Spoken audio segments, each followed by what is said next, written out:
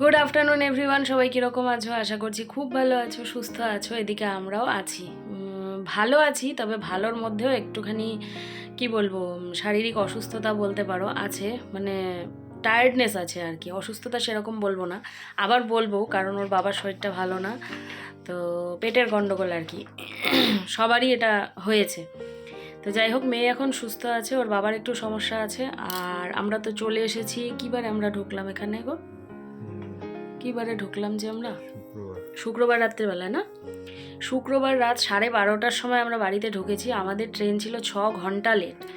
আর late হওয়ার প্রচুর কারণ রয়েছে, যেহেতু লকডাউন শোনা যাচ্ছে, তো সেই জন্যে মানে কি বলবো, আর কেউ আর ফেরাটা ছাড়েনি। আমাদের ওয়েটিং লিস্ট 1 ছিল, ওয়েটিং লিস্ট 1। তো তোমরা যারা ট্রেনে যাতায়াত করো তোমরা বুঝবে যে কতখানি ওয়েটিং লিস্টও কনফার্ম হয়ে যায়, কিন্তু 1ও আমাদের কনফার্ম হয়নি। খুব কষ্ট করে আমরা এসেছি, 1 সিটে 2 জন শুয়ে। ওর বাবা তো আগের দিন রাত, মানে যেদিন আমরা ট্রেনে উঠলাম 2:30টার সময়, 2:22-এর সময় ট্রেন আসলো, সেই থেকে বসা, পরের দিন রাত মানে 12:30টায় বাড়িতে এসেছি, তারপরে খাওয়া দাওয়া করে শুয়েছে। মানে ওর বাবা ঠায় বসা, তাও আবার কি নিচে প্লাস্টিক পেতে, ওই 2টো সিটের মাঝখানে যে ফাঁকা থাকে সেখানে। আরেকজন যে দাদা ছিল সেই দাদাও একটু শুয়েছে, এই সিট ওই সিট করে শুয়েছে, কিন্তু এ ঠায় বসা। তো মানে খুব কষ্ট করে এসেছি, তার মধ্যে 6 ঘন্টা লেট, বুঝতেই পারছো। মানে বিরক্ত হয়ে গেছি, বিরক্ত। তার মধ্যে ঠিকঠাক খাওয়া নেই, মুড়ি, তারপরে হচ্ছে শশা, এই সমস্ত খেয়ে কিন্তু আমরা বাড়ি ফিরেছি, বিস্কিট, লাল চা। তো সেই দিনের আর কোনো রকম ভ্লগ করা হয়নি। আমি মানে কি বলবো, আর এতটাই বিরক্ত হয়ে গেছি যে মোবাইল বের করব, একটা সিটে 6 জন বসা, তাহলে সেইখান থেকে কি করে ভ্লগ বানাই তোমরা বলো? মোবাইলটা যে হাতে ধরবো সেটাও পাচ্ছি না, চোখ মুখের কি অবস্থা বুঝতে। তো আজকে হচ্ছে রবিবার, আজকে ভ্লগ শুরু করছি 2 দিন পর। তো আজকে একাদশী আজকে আমি করছি না, কারণ শরীরের পরিস্থিতি ঠিক নেই সেই জন্যে। আর হচ্ছে বাইরের খাওয়া দাওয়াও ঠিকঠাক হয়নি সেই রকমভাবে, বুঝতে পারছো। তো সেই জন্যে আজকে আমরা 3 জনে, যেহেতু রবিবার, তো ওই বাড়িতে খাওয়া দাওয়া করবো। তো এখন বেরিয়ে যাব, ঘড়িতে বাজে 1:11। ওর বাবা একটু কাগজপত্র নিয়ে বসেছে, তো সেগুলো দেখাশোনা করছে। ওইদিকে মেয়েও আধা রেডি হয়ে রয়েছে। এবারে আমি রেডি হয়ে নেব, নিয়ে চলে যাব ওই বাড়িতে। তুই রেডি আছিস? প্যান্ট পরেছি, বাইরে ঠান্ডা ঠান্ডা, এখানে রাতে আর সকাল করে বৃষ্টি পড়ছে, সেই জন্য না ঠান্ডা ঠান্ডা ওয়েদার বেশ। তো চলো এখন তৈরি হয়ে বেরিয়ে। এই দেখো বাবা, দেখি দেখি দেখি দেখি, এই দেখো পরিষ্কার করে দিয়ে জামা কাপড় চেঞ্জ করে দিলাম। হ্যাঁ বাবা, বাবা ছোনা বাবা, ছোনা বাবা, ছোনা বাবা, তা ছোনা তা ওই লাইটটা দে তো বাবা, ছোনা সে টুনি এসছে ওর ভাইয়ের কাছে উপরে। হ্যাঁ কি বাবা, ছোনা বাবা, ছোনা বাবা, তা খাওয়া দাওয়া করবো এখন। ছোনা ছোনা বাবা, ছোনা বাবা, জেনে সবাইকে তো হাই করে দাও, বলে হাই। গুলি বেলা অনেকটাই হয়ে গেছিল, আর মুগ্ধকে পরিষ্কার করে দিয়ে এই যে ওর 2 দিদি ওকে পাহারা দিচ্ছে, আর এদিকে আমি আর ওর বাবা, মেয়ের বাবা কিন্তু বসে পড়েছি খেতে। আর থাকা যাচ্ছে না, কি আর বলি বলো তো। আর মেয়ে এখন খাবে না, ও টুকিটাকি খেয়েছে, সেই জন্য বলেছে একটুখানি পরেও খেতে বসবে। আর অনেক দিন পর আজকে এই মানে কি বলবো, চিকেন খাচ্ছি আর কি, বেশ আনন্দ হচ্ছে আর কি। আর আজকে অনেক দিন পরে কিন্তু মুগ্ধর কাছে অনেকটা সময় ধরে থাকা বলতে পারো, সারাদিন বলবো না, ওই দুপুর দিকে থেকে প্রায় বিকেল পর্যন্ত ছিলাম আর কি, ভালো লাগছিল। এখন আমি ভয়েসটা দিতে নিয়েছি, আকাশ দিয়ে প্লেন যাচ্ছে, ভীষণ আওয়াজ হচ্ছে হয়তো। যাই হোক, ওইদিকে খাচ্ছিলাম, আর এই ভিডিওটা মেয়ে করে দিয়েছে, আর এখন ওকে দাদা দেখছি। খাওয়া দাওয়া শেষ করার পর ওই 4:30 নাগাদ দেবলীনার বাবার ফোন এলো যে একজন কাস্টমার আসবেন, তো তাকে কিছু জিনিস দিতে হবে আর কি। তো সে মানে তারও তো দোকান রয়েছে, সেও রবিবার ছাড়া সময় পাচ্ছে না। এমনিতে তো রবিবারে আমাদের দোকান বন্ধ, তোমরা জানোই। তো ওর বাবা বললো যে ঠিক আছে, আমি তাহলে আসছি। ব্যাস ওর বাবা আসছি মানে রবিবার যেহেতু, তো সেহেতু আমাকে তো যেতেই হবে। এই রকম দিনে যদি ওর বাবা মানে ছুটির দিনে যদি ওর বাবা কখনো দোকানে যায়, তাহলে কিন্তু আমিও ওর সাথে বেরিয়ে পড়ি। এটা সব সময়ই আর কি। আমার বেশ ভালো লাগে। তো যাই হোক, বেরিয়ে তো পড়েছি। আর না ভীষণ ঠান্ডা ঠান্ডা লাগছিল জানো তো। এদিকে না বৃষ্টি হচ্ছে, তো সকালে নয়তো বিকেলে নয়তো রাতে বৃষ্টি হচ্ছে যেহেতু, বেশ ঠান্ডা ঠান্ডা। আর কোনো চাদর কিছু তো আনিনি, তো ভালোই ঠান্ডা লাগছিল।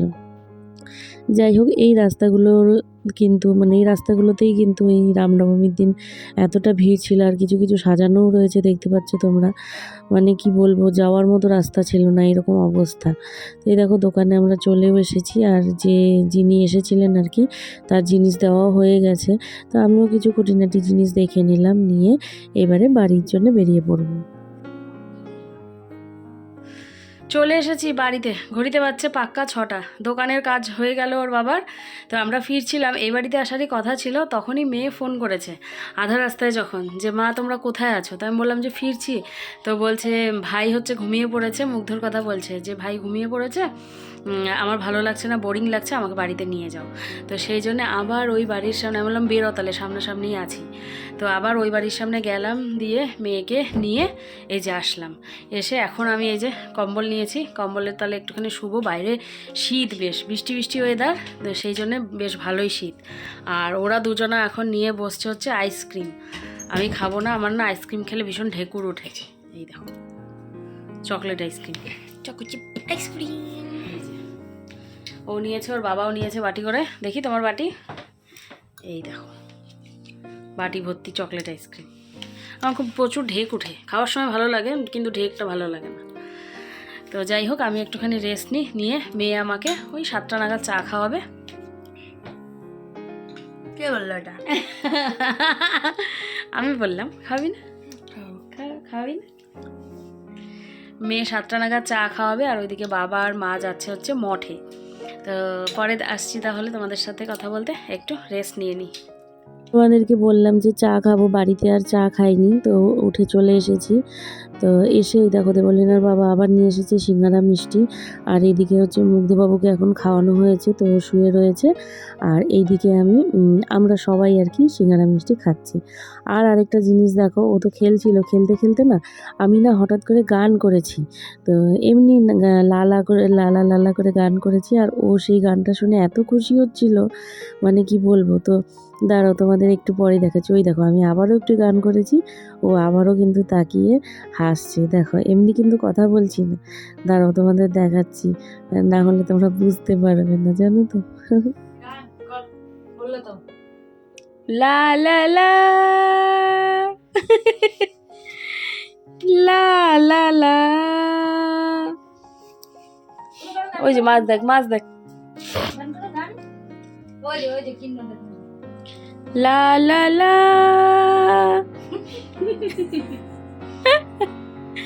লা লা লা লা লা লা লা লা লা। পুরো হাসি পেয়ে গেছে। লা লা লা। গান শুনবা বাবা, গান শুনবা। ওই যে মাছ মাছ দেখ। ইস লা লা লা।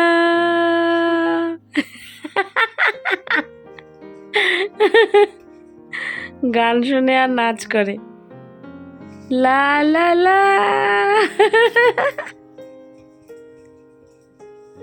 হ্যালো, গান শুনবা, গান শুনবা? হ্যাঁ, ইস পিঠের মতো থাপড়ায় আবার। লা লা লা।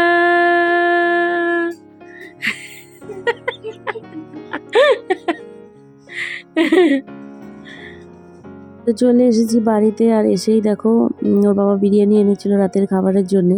আর শেষ পাতে কিন্তু ক্যামেরাটা অন করেছি, কারণ ভুলেই গেছি, মানে খেতে বসে পড়েছি। ওর বাবার তো খাওয়া শেষও, আর এদিকে আমার একটুখানি বেঁচে রয়েছে। এই হচ্ছে পরিস্থিতি, বুঝলে তো। বিছানা পরিষ্কার করতে বলেছি, আর এই দেখো ল্যাপটপ ফোন সব নিচে ফেলে রেখেছে, এটা কোনো হলো? এটা নিচে ফেলে রাখিনি, এটা নিচে তো এটা আছে। থাকলেই কি এটা এখানে রাখার জায়গা? ওইখানে বুক শেলফটা কি লাগবে, আবার অত দূর থেকে নেব, সকালবেলা উঠবো, এটা ওখানে ঢোকাবো, এটা এভাবে নিয়ে নেব। বাহ, ওই বুক শেলফটার উপরেও তো রাখা যায়। উপরে না, বুক শেলফেও জায়গা নেই, আবার সরাতে হবে জিনিসপত্র।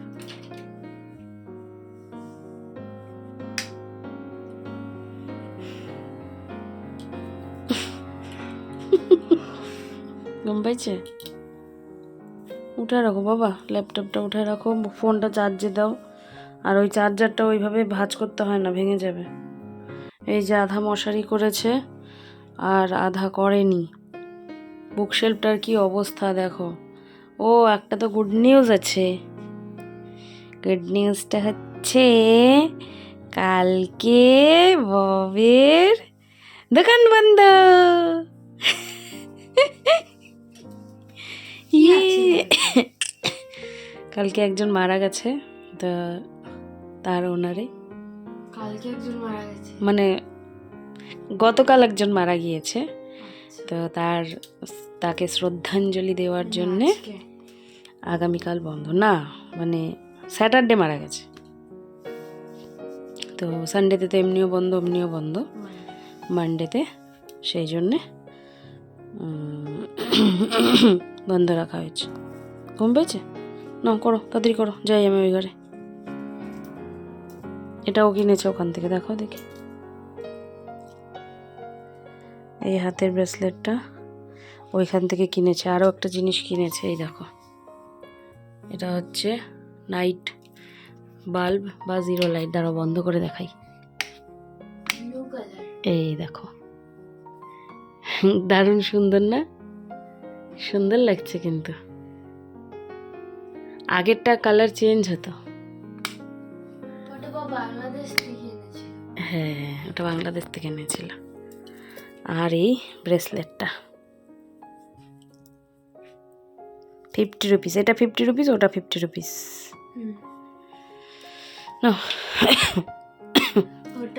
ওটা বলছিল যে হচ্ছে 100 का 2 60 का 1। কিন্তু তারপর আমরা বললাম যে 50 রুপিস হবে, তারপর দিয়ে দিই। একটা নিলে 60 টাকা আর দুটো নিলে 100 টাকা, 120 টাকা হয়, সেখানে 100 টাকা। তাই আমি বললাম যে একটা নেব, 50 টাকা দেবো। अयोध्या, এটা বেনারস থেকে, ওটা অযোধ্যা থেকে, অযোধ্যা রাম মন্দিরের। আর ফ্রিজ ম্যাগনেট এনেছে, ফ্রিজ ম্যাগনেটগুলো দেখানো হয়নি, কালকে দেখিয়ে দেবো তোমাদের। আমার বেনারসিটাও তোমাদের দেখানো হয়নি। দুটো জামা, মানে দুটো শাড়ি দেখিয়ে দেবো, একটু সময় পাই, কালকেও হবে না, বব থাকলে কিচ্ছু হবে না। চলো শুয়ে পড়ো, গুড নাইট করে দাও সবাইকে। এখন দেবলিনা সুস্থ আছে, কিন্তু তোমরা অনেকেই চিন্তা করছিলে। আমার ঘুম পেয়েছে তাই এমনি। এমনি পেট টেট সমস্ত কিছু ঠিকই আছে। চলো গুড নাইট, শুয়ে পড়ো। এদিকে মেয়েকে শুয়ে দিয়ে এসেছি, আর এদিকে ওর বাবা হচ্ছে ফোন দেখছিল। তো মানে বাইরের কাজের পরেও তো ঘরেও কত টুকিটাকি কাজ থাকে, তাও না আজকে আলসেমি করে আর আমি মুখটা ধুইনি, জানো তো। এই ঘুরে আসার পর থেকে রাতের বেলার আমার যে কি বলবো স্কিন কেয়ারটা, সেটা আর হয়েই উঠছে না। তার পরিবর্তন আমি নিজেও দেখতে পাচ্ছি চোখে, কিন্তু তারপরেও আর ইচ্ছে করছে না। তো এদিকে চুলটা বেঁধে নিচ্ছিলাম, নিয়ে ওর বাবার সাথেই কিছু কথা বলছিলাম আর কি। তো ওর বাবাও কথা শুনে হাসছিল আমার। কী বলছিলাম এই মুহূর্তে মনে পড়ছে না আমার। আর আজকে হলো বৃষ্টি নেই, তবে মেঘ করে আছে, জানো তো। আমি খালি চিন্তা করছি যে এই এত কিছু জামা কাপড় আমি কিভাবে ধোবো আর কিভাবে ধুয়ে ধুয়ে শেষ করব। মানে আকাশের পরিস্থিতি যদি ঠিকঠাক থাকে তাহলে দেখবি কিন্তু ধোয়া কাচা করেও বেশ মজা পাওয়া যায়, কারণ ধুতে ধুতেই বেশ সুন্দর শুকিয়ে যায়। আর জামা কাপড় দেখবে রোদে যদি না শুকায় না, হাওয়া বাতাসে শুকালে কেমন একটা বিচ্ছিরি গন্ধ হয়ে যায়। ওই তুমি যতই কমফোর্ট দাও আর যাই দাও, একটা গন্ধ কিন্তু থেকেই যায়। রোদে শুকানোর ব্যাপারই আলাদা। তো এই যে চুলটা বাঁধা হয়ে গেল, এবারে আসছি কথা বলতে তোমাদের সাথে। সমস্ত কাজবাজ শেষ করে বসলাম তোমাদের সাথে একটুখানি কথা বলবো বলে। মেয়ে ওইদিকে শুয়ে পড়েছে। বাবা হলুদ লাইটটা কি জ্বলে নাকি ওপরে? ও ও, লাইটটা বন্ধ করতে হবে।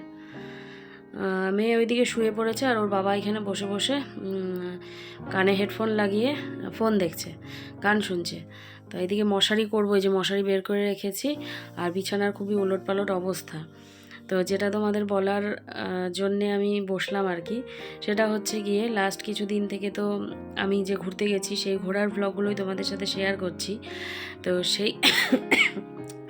সেইখানে একজন আমাকে কমেন্ট করেছে যে বাপের বাড়ির অবস্থা এরকম খারাপ, খেতে পায় না, হ্যাঁ, তারপরে হচ্ছে বাবা এতটা অসুস্থ, এরকম আরও মানে কিছু কথা বলেছে আর কি। সব কিছু আমার মনে পড়ছে না, সবটা আমি বলতেও চাইছি না। তো বাপের বাড়ির অবস্থা এরকম খারাপ, আর হচ্ছে তুমি মেয়ে হয়ে এরকম ঘুরে বেড়াচ্ছ, আনন্দ করছো, তোমার খারাপ লাগে না নাকি, এরকম। যদিও সেই কমেন্টটা পরে আর আমি পাই না যে তোমাদের এখানে দেব, হয়তো সে নিজেই ডিলিট করেছে, নয়তো বা ইউটিউব ডিলিট করে দিয়েছে। আমি পরে খুঁজে খুঁজেও পাইনি, প্রথমে দেখে নিয়েছিলাম, পরে আর পাইনি। তো বিষয়টা দেখো, তোমরা যারা জানো বা যারা মায়ের ব্লগ দেখো সেই প্রথম থেকে, তোমরা কিন্তু জানো যে করেই আসছি, দিয়েই আসছি। একটা মানুষ আর কত করতে পারে, হ্যাঁ। তাও আমার কি বলবো, আর ও দেবলিনার বাবা ভালো দেখে, হ্যাঁ, আমি করতে পারি, শ্বশুরবাড়ি ভালো দেখে আমি যেটুকু মানে করতে পারি। অনেকে তো সেটাও পারে না, তাই না? ওর বাবা যদি ভালো মানুষ না হতো বা সেরকম মানুষ না হতো, তাহলে কি আমি করতে পারতাম? আমার নিজের তো উপার্জন নেই। আর বুঝলাম আমি যে বাপের বাড়ির অবস্থা খারাপ, খেতে পায় না, হ্যাঁ। তো তাই বলে কি আমি নিজের কি বলবো, এর আগেও বলেছি আমি নিজের শখ ফুর্তি কিছু করব না? আমার জন্যে কি আমার বর, আমার মেয়ে, ওরা আনন্দ করবে না? তো এটা কোনো কথা হলো? আমার যেটুকু সামর্থ্য সেটুকুনি তো আমি করি। তোমরা দেখতেই থাকো। যাওয়ার আগে বাবা খাসির মাংস খেতে চেয়েছিল, বাবাকে খাসির মাংস খাইয়ে তারপরে গেলাম, তোমরা দেখেইছো। তারপরে বাবার যে তার আগে ডাক্তার দেখানো হয়েছিল, সেখানে টেস্টের জন্য কিছু টাকা পয়সা সেখানেও দিয়ে গেছি আমি, হ্যাঁ। তো দেখো, সব সময় তো আর বলা যায় না, বলা হয় না। দেখোই তোমরা, আমি বলবো যারা দেখো না তারা আরও একটু মন দিয়ে ভিডিওগুলো দেখো, ওরা কি বলে না বলে শোনো। আমি আমার ব্লগে বলি না, তবে ওদের ব্লগে ওরা হয়তো বলে, আমি দেখি না, দেখা হয়ে ওঠে না আমার। তো এই হচ্ছে কথা, যতটুকু আমার দ্বারা সম্ভব পসিবল আমি ততটুকু করি। এরপরে আমারও একটা লাইফ আছে, হ্যাঁ। তো কি বলবো, আর এটুকুই বলার ছিল।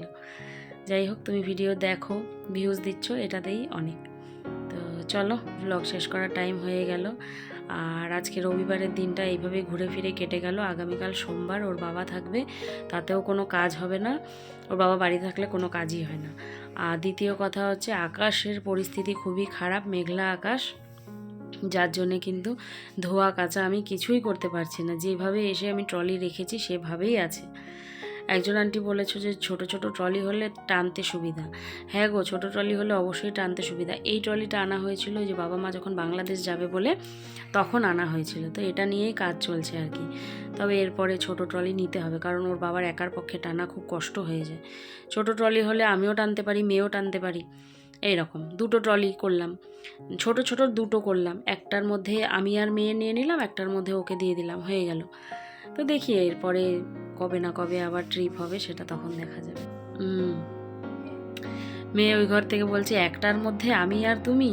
তাহলে একটার মধ্যে আমি আর তোর বাবা, আর একটার গোটা তুই নিস।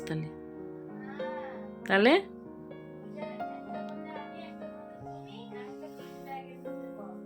ও, সেটাও ঠিক বলছিস, পিঠের একটা ব্যাগ লাগবে। তোমার পিঠ ব্যাগ নিলে হবে? তোমার পিঠের ব্যাগ নিবা তুমি? পিঠের ব্যাগ একটা ছোট ট্রলি আমি নিব, একটা ছোট ট্রলি গুটি নিবে, তাই না? তাহলে সুবিধা হবে টানা। এত বড় ট্রলি টানা যায় না। যদিও এরপরে কবে কোথায় ট্রিপে যাব তার নেই ঠিক, এখন থেকেই প্ল্যান করছি।